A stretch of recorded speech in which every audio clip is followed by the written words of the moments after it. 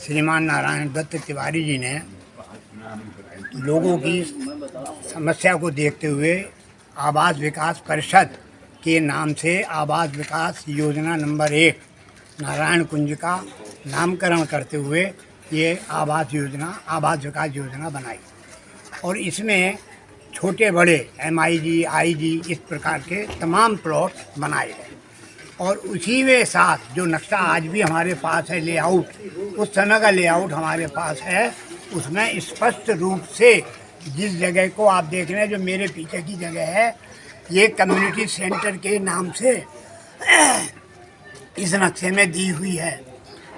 लेकिन कुछ बड़े बाहुबली लोगों ने, पैसे वाले लोगों ने हमारे हितों के ऊपर अतिक्रमण करते हुए इस ज़मीन को खरीद लिया।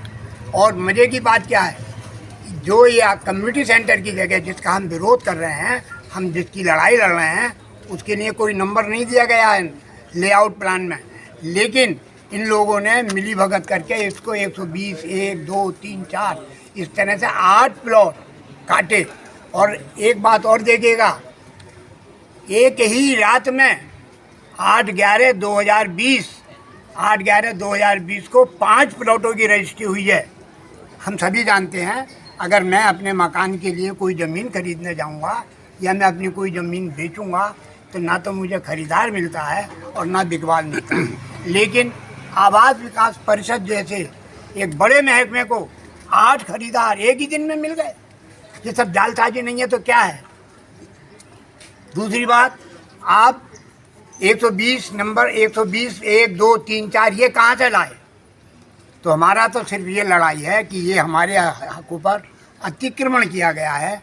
और जब हम लोगों ने ये प्लॉट्स खरीदे थे, ये सब लोग जो हैं उसी समय के अलॉटी हैं, जब हम लोगों ने ये प्लॉट्स खरीदे थे तो हमको ये विश्वास दिलाया गया था कि ये सबने कम्युनिटी सेंटर की जो जगह है ये आप लोगों के परिवार के लिए है। इसमें सरकार के मानकों के अनुरूप कम्युनिटी सेंटर का निर्माण कराया जाएगा। छोटा मोटा विवाहघर, छोटी मोटी लाइब्रेरी, छोटा मोटा औषधालय, इस प्रकार की तमाम सुविधाएं वो आपको प्रदान की जाएंगी। और उससे हम लोग बड़े उत्साहित थे। हम लोगों के मन में ये बात थी कि हमें एक आराम की जगह हमारे बच्चों के लिए, आने वाली पीढ़ियों के लिए ये जगह हमें मिली है। लेकिन वो दुर्भाग्य से बाहुबलियों का ज़माना है और इसको मिलकर खरीद लिया गया। फिर आप ये गए दीपक जी से मिले?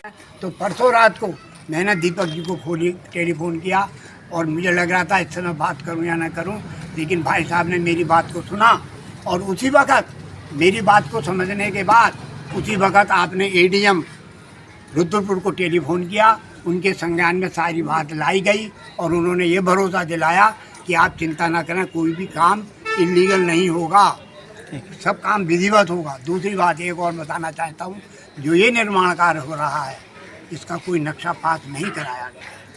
जो ये निर्माण कार्य आप पीछे देख रहे हैं इसका कोई नक्शा पास नहीं कराया गया है और हम ये SDM साहब को लिख कर भी देख रहे हैं। ठीक है, दीपक जी आप थोड़ा बताएं इस बारे में। तो काफ़ी लोग यहाँ पर इकट्ठा हो गए इस चीज़ के लिए, जो समस्या बताई, पूरी बात समझने के बाद फिर यहाँ पर एक विशेष सुविधा है कि आदमी के द्वारा ये निर्माण कार्य हो रहा था। तो ये जानकारी में आने के बाद कि उन्होंने उनसे पूछा भी कि आप क्या बना रहे हैं, तो उन्होंने कहा मैं कार पार्किंग बना रहा हूँ, जबकि उनका यहाँ पर कोई घर नहीं है, कुछ नहीं है।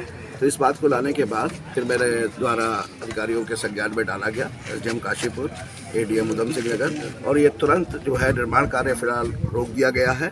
और जब तक इनकी पूरी बात सोचकर समझकर जो नियम अनुसार काम होगा वही होगा। अगर नक्शा पास नहीं हुआ है तो नक्शा पास होगा। कम्युनिटी हॉल के प्लॉट के ऊपर किस तरीके से प्लॉट की रजिस्ट्री हो गई वो भी देखा जाएगा। तो प्रशासन पूरी जांच के बाद ही, अगर कोई व्यक्ति निजी ज़मीन पर भी काम कर रहा है तो उसको भी नक्शा पास कराना जरूरी है।